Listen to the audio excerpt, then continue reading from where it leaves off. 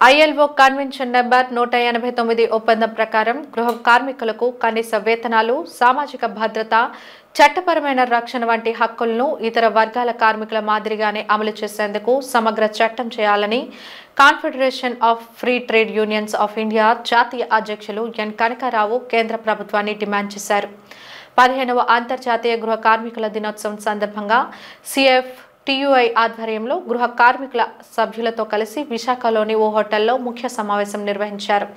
ఈ సందర్భంగా కనకారావు మాట్లాడుతూ భారతదేశంలోని అన్ని కార్మిక సంఘాల్లో అత్యధిక సంఖ్యలో గృహ కార్మికులను CFTUI ప్రాతినిధ్యం వహిస్తుందని తెలిపారు. ప్రపంచవ్యాప్తంగా అనేక కార్మిక సంఘాలు, సామాజిక సంస్థల అవిశ్రాంత పోరాటాల కారణంగా 43 దేశాలు ఈ మైలురాయి ఒప్పందాన్ని అంగీకరిస్తూ గృహ కార్మికుల హక్కులను విస్తరించాయని, 56 దేశాల గృహ కార్మికుల హక్కులను కాపాడటానికి కార్మిక సంస్కరణలను అమలు చేశాయని తెలియజేశారు.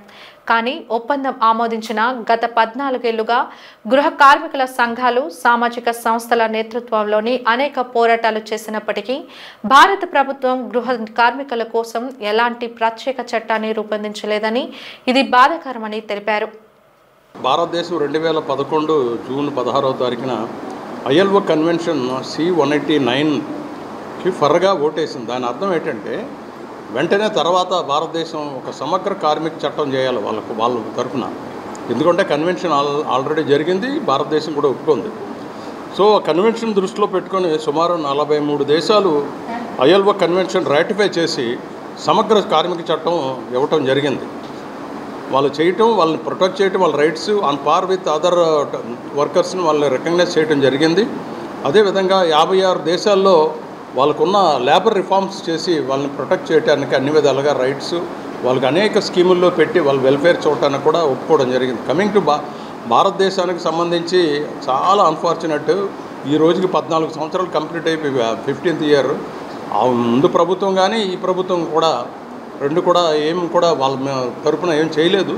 కానీ రీసెంట్గా జనవరి 29, 2025ని ఆనరబుల్ హైకోర్టు జడ్జెస్ సూర్యకాంత్, అదేవిధంగా బుయాన్ వీరిద్దరు కలిసి ఒక చక్కటి direction in favour of domestic workers ఇచ్చారు. ఎందుకంటే భారతదేశ ప్రభుత్వానికి 3 మినిస్టర్లకి, labour minister, women and child, అదేవిధంగా లా మినిస్టర్కి ఒక డైరెక్షన్ ఇచ్చారు. 6 నెలల్లో మీరు ఒక కమిటీని వేసి వీళ్ళ కోసం స్టడీ తీసుకొచ్చి ఒక సమగ్ర కార్మిక చట్టం లేకపోవడమే అన్ని విధాలుగా ఈ వనరబుల్ వర్కర్స్ అందరూ కూడా బానిసలుగా తయారయ్యారు. వీళ్ళు అన్ని విధాలుగా దోపిడీకి గురవుతున్నారు కాబట్టి ఇమీడియట్గా చేయమన్నారు. కాదు, సో అన్ఫార్చునేట్, చాలా దురదృష్టం ఏంటంటే ఈరోజు వరకు కూడా 5 నెలలు అయినా కూడా ఏం మూవ్ జరగల.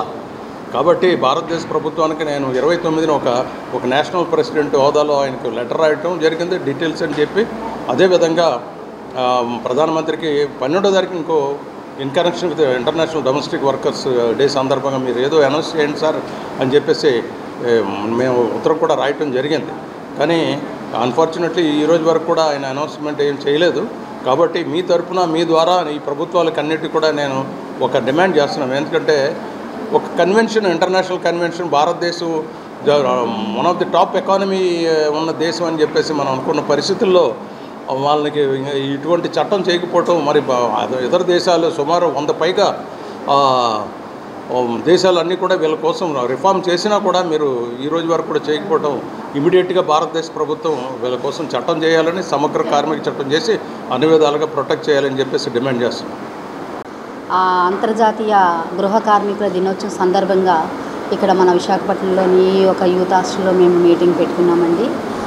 గృహ కార్మికుల్ని ఎన్నో 14 సంవత్సరాలు బట్టి కూడా చేసుకొని వస్తున్నాము. కానీ గృహ కార్మికులకి ఒక చట్టం అనేది లేదు, ఒక ఇది అనేది లేదు మాకు. అందువలన రీసెంట్గా ఇప్పుడు సార్ చెప్పినట్లుగా జనవరి 29న సుప్రీంకోర్టు ఆర్డర్ ఇచ్చింది మాకు. సో ఈ జీవో 189 జీవో ఎప్పటి నుంచో ఐఎల్ఓ కన్వెన్షన్ నుంచి మేము అలా పోరాడుతూనే వచ్చాము. ఎన్ని ప్రభుత్వాలు వచ్చినా మారినా సరే మా బ్రతుకులే మారడం లేదు. ఈ ప్రభుత్వమైనా సరే ఈ ఒక సుప్రీంకోర్టు ఆర్డర్ని గుర్తించుకొని మాకు న్యాయం చేస్తారని, మా గృహ కార్మికుల సమస్యలు పరిష్కరిస్తారని, సోషల్ సెక్యూరిటీ ఇన్సూరెన్స్ మాకు ఏది కూడా లేదండి. అందరికీ ఉంటాయి కానీ మాకు అనేది ఏమీ లేదు.